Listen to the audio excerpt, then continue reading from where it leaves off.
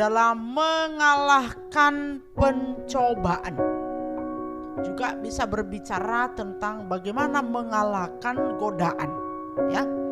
Baik, kita akan melihat firman Tuhan dari Timotius 2 Timotius 2 ya, pasal 2 ayat 22. Silakan buka Alkitab Anda di rumah masing-masing dan juga yang di gereja. 2 Timotius 2 ayat 22. Saya baca yang bahasa Indonesia sehari-hari, nanti saya baca terjemahan yang lebih sederhana sekali, ya. 2 Timotius 2 ayat 22. Sebab itu jauhilah nafsu orang muda, kejarlah keadilan, kesetiaan, kasih dan damai bersama-sama dengan mereka yang berseru kepada Tuhan dengan hati yang murni. Ada satu versi bahasa sehari-hari yang sangat gampang difahami. Dia bilang begini: jauhkanlah dirimu dari nafsu orang muda, berusahalah dengan gigih untuk hidup benar dan mempunyai iman, kasih dan damai sejahtera. Lakukanlah itu bersama orang yang mempunyai hati yang murni dan percaya kepada Tuhan. Ayat pendukung yang lain adalah di dalam Filipi pasal 4 ayat yang ke-8. Ayat yang sudah sering kita baca, Filipi 4 ayat yang ke-8. Silakan buka Bapak Ibu. Jadi akhirnya saudara-saudara, semua yang benar, semua yang mulia, semua yang adil, semua yang suci, semua yang manis, semua yang sedap didengar, semua yang disebut kebajikan dan patut dipuji, pikirkanlah semuanya itu. Bapak Ibu dan saudara yang dikasihi Tuhan, ada satu kalimat yang sangat menolong kita untuk kuat menghadapi cobaan atau godaan. Satu kalimat itu adalah selalu ada jalan keluar. Selalu ada jalan keluar. Amin. Saudara yang dikasihi Tuhan, Anda mungkin merasa bahwa sebuah pencobaan itu terlalu berat untuk Anda tanggung. Tetapi pikiran itu yang terus menggerogoti mengatakan bahwa terlalu berat dan tidak bisa ditanggung, sebenarnya itu adalah dusta dari iblis untuk menjatuhkan Anda dan membuat Anda tidak bisa bangkit dari segala godaan dan cobaan hidup Anda. Tuhan sudah berjanji di dalam firman-Nya bahwa tidak ada beban yang melebihi kekuatan. Ketika kita menghadapi godaan, kita menghadapi cobaan, kita menghadapi beban apapun, ingat firman Tuhan, dan ini benar ya, bahwa itu tidak akan pernah melebihi kekuatan. Saudara, kalau itu sudah melebihi kekuatan, maka kita akan mati. Tuhan tahu sudah tidak mampu lagi kita tanggung beban itu di atas dunia ini, maka kita bisa mati. Artinya sudah engkau tidak bisa tanggung lagi, ya sudah, kembali aja ke surga gitu. Gitu ya. Nah saudara, kenapa? Karena ketika kita menghadapi itu, kita gak menghadapinya sendiri sebenarnya. Ada kekuatan yang lebih besar, yaitu kekuatannya siapa? Tuhan. Hanya seringkali kita terus mengeraskan hati, kita terus menganggap bahwa kita sanggup untuk menghadapinya tanpa Tuhan. Bahkan kita katakan saya berserah kepada Tuhan, tetapi kita masih terus menanggungnya, bahkan menekan diri kita sendiri dengan pikiran kita. Bahkan kita terus memberi diri terjebak di dalam pencobaan itu. Bahkan kita terus memberi diri di dalam godaan itu. Itu sebabnya nanti pencobaan itu tidak ketemu jalan keluarnya, kita muter saja di situ. Godaan itu serasa kita tidak bisa keluar darinya, kita terus muter aja di dalam itu, dan kita berkata, Tuhan, aku sudah tidak sanggup lagi menanggung ini. Mengapa saudara? Karena sebenarnya kita tidak keluar, kita tidak menarik diri dari sana. Kita terus menceburkan diri di dalam pencobaan itu, dan terus menceburkan diri di dalam godaan itu. Nah, Bapak Ibu dan saudara yang dikasihi Tuhan, mulai pikirkan ya, Apakah selama ini kita seringkali seperti itu gitu ya? Saudara-saudara yang dikasihi Tuhan, bagaimana solusinya supaya kita bisa melawan pencobaan atau godaan ya? Pencobaan itu macam-macam dan godaan itu macam-macam. Satu saja saya sampaikan hari ini adalah solusi yang pertama, dan satu aja yang saya sampaikan. Solusinya adalah pusatkan atau alihkan perhatian Anda pada hal baik yang lain ya. Cara menghadapi godaan atau cobaan adalah alihkan perhatian Anda kepada hal baik yang lain. Difahami ya kalimat ini ya? Alihkan pikiran Anda kepada hal lain yang baik, bukan hal lain yang jahat ya. Oke?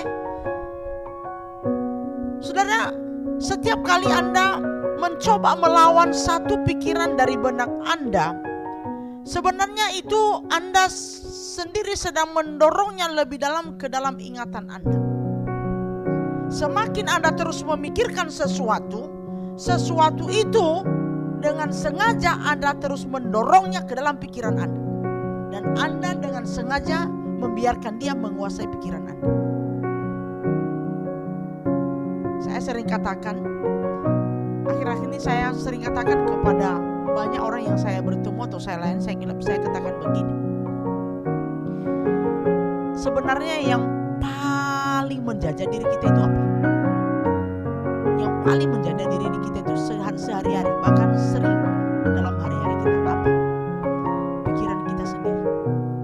Yang paling banyak menjajah diri kita itu sebenarnya pikiran kita sendiri.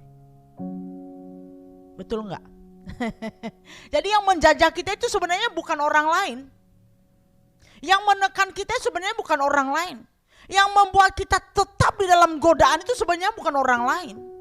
Yang membuat kita terus terbenam dalam pencobaan itu sebenarnya bukan orang lain. Kita sendiri melalui apa? Pikiran kita. Pikiran kita yang terus bergelut di situ. Dan dikatakan semakin Anda memikirkan itu, maka semakin Anda dorong hal itu ke dalam diri Anda sendiri. Padahal kita berpikir bahwa ketika kita memikirkannya itu adalah satu cara untuk melawan. Kita memikirkan lalu kemudian kita lawan, kita marah dengan bayangan itu atau dengan persoalan itu, lalu kita tuh memikirkan orang itu, kita marah, kita memikirkannya lalu kita analisa, dan itu terus kita lakukan.